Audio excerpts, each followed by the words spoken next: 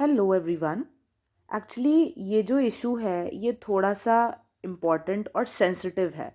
That's why I thought कि ये video आपके साथ ज़रूर शेयर करना चाहिए। अभी आप ये सोचे होंगे कि ये सब मैंने क्या लिखा हुआ है। Actually like where I am teaching there is one student in my class जिसको ना मतलब कि एस और एफ का प्रॉब्लम है, राइट। सो होता क्या है कि for example whenever he has to speak like because, तो वो ना इसको बिकॉफ बोलता है, बिकॉफ बोलता है। और ये कई बार ये जो प्रोनाउंसिएशन प्रॉब्लम है, ये जो टंग प्रॉब्लम है, ये कई बच्चों को होती है। कुछ लोगों का, जैसे मैं एक दूसरी क्लास में जहाँ पे पढ़ाती हूँ, वहाँ पे उस बच्चे को प और फ का प्रॉब्लम है। लाइक फॉर एग्जाम्पल अगर उसको फूल बोलना है तो वो फूल बोलेगा, मतलब ना उसका प और फ कभी कभी दोनों मिक्स हो जाता है और इवेंचुअली वो पी को मतलब प को फ बोल देता है और फ को प बोल देता है।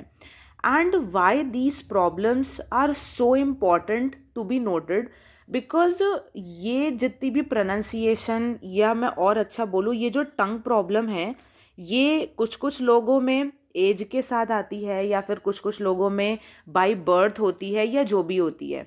बट यहाँ पे मेन इशू ये नहीं कि प्रॉब्लम आपके साथ हुई कैसे या कब हुई, हमें मतलब है इसके सॉल्यूशन से। Because no one is going to hear कि ये प्रॉब्लम आपको कब से है, कैसे है, क्यों है। मैटर क्या करता है कि आपने इसका सॉल्यूशन क्या निकाला है।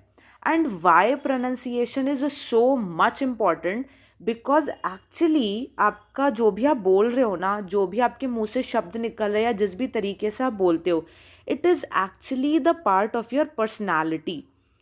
और अगर आपके जो शब्द है वही साफ नहीं होंगे, अगर आपके उच्चारण में ही गलतियाँ होंगी, then for sure it is going to affect your personality adversely. बहुत ज़्यादा ख़राब आपका इमेज बनेगा।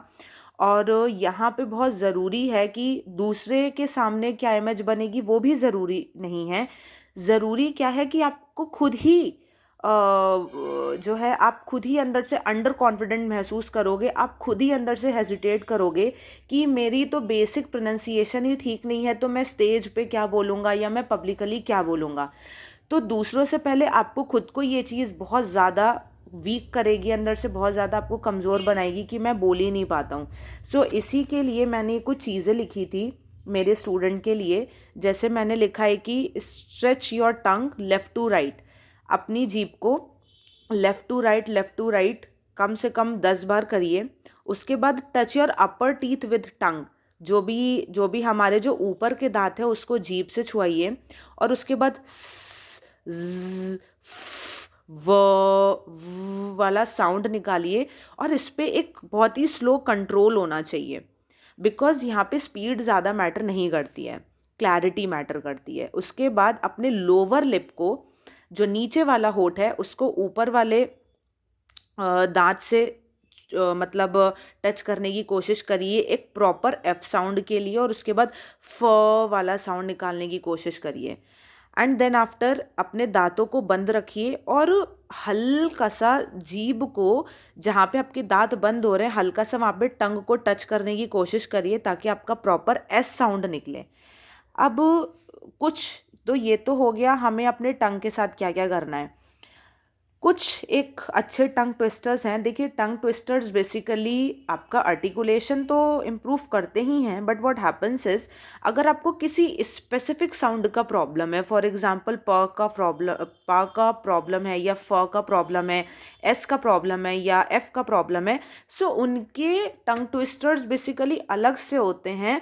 जिस भी आपको अल्फ़ाबेट का प्रॉब्लम है, फॉर एग्जांपल अगर यहाँ पे एफ का प्रॉब्लम है इस बच्चे को, तो कुछ अच्छे टंग ट्विस्टर्स क्या हो जाएंगे। For example 5 fat frogs flying fast, very few frogs feel funny, because Bob bought blue balls, 4 fine friends found food, a fast fox finds food, sunny sister sings softly, 6 snakes silently riding. So these are some of the important tongue twisters जो कि S और F वालों के लिए बहुत important role play करते हैं. एक लास्ट और बहुत important पॉइंट है कि इस तरीके का अगर आप भी अपने घर में टंग ट्विस्टर की प्रैक्टिस करें, मेक श्योर कि ना हमारी स्पीड ज़्यादा ना भागे, because over your speed doesn't matters, what matters is your clarity.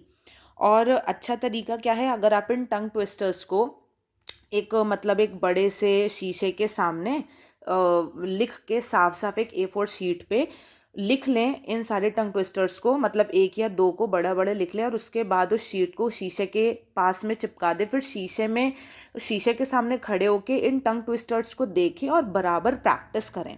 कम से कम 1 महीना करिए, तभी इस प्रॉब्लम का एक अच्छा सॉल्यूशन आप ऑब्जर्व करेंगे. और अगर और अच्छा इम्प्रूवमेंट चाहते हैं तो और ज़्यादा अच्छा होगा कि आप इसको कैमरे में रिकॉर्ड करें. बिकॉज अगर फॉर एग्जांपल आपने 1 तारीख से अपनी ये प्रैक्टिस स्टार्ट करी है, तो आपके पास 30th day of the month आपके पास जो फाइनल वीडियो होगी उसमें आपको एक प्रॉपर आपका असेसमेंट दिखेगा कि मेरी कितनी इम्प्रूवमेंट हुई है. और इम्प्रूवमेंट तो होना फॉर श्योर है. Just what you need is कि रेगुलर इसको कंसिस्टेंटली इसको प्रैक्टिस किया जाए. एंड जो भी आपका कम्युनिकेशन प्रॉब्लम है, because it is a part of your personality, so you have to work upon it. कहीं भी जाओगे, ज़रूरी नहीं है कि आप किसी जॉब या इंटरव्यू या पर्टिकुलर किसी एक एम के ही लिए आप प्रोनाउंसिएशन को जो है ठीक करें. अपने डेली रूटीन लाइफ के लिए भी प्रोनाउंसिएशन बहुत ज़्यादा अच्छी और क्लियर होनी चाहिए, even to express your own self in front of mirror. So ये एक छोटी सी एक वीडियो थी जो मुझे लगा कि आप सबसे शेयर करना चाहिए. अगर आप इस वीडियो को यूज़फुल समझते हैं तो इसको ज़्यादा से ज़्यादा शेयर करें. और अगर आपको भी किसी तरीके का, या आपके किसी फ्रेंड को या बच्चे को या किसी भी आपके किसी नोन को अगर इस तरीके का कोई टंग इशू है, pronunciation issue है, then please do let me know in the comment section. Write your problem in the comment section. If that problem is solvable by me, then I will definitely try for that.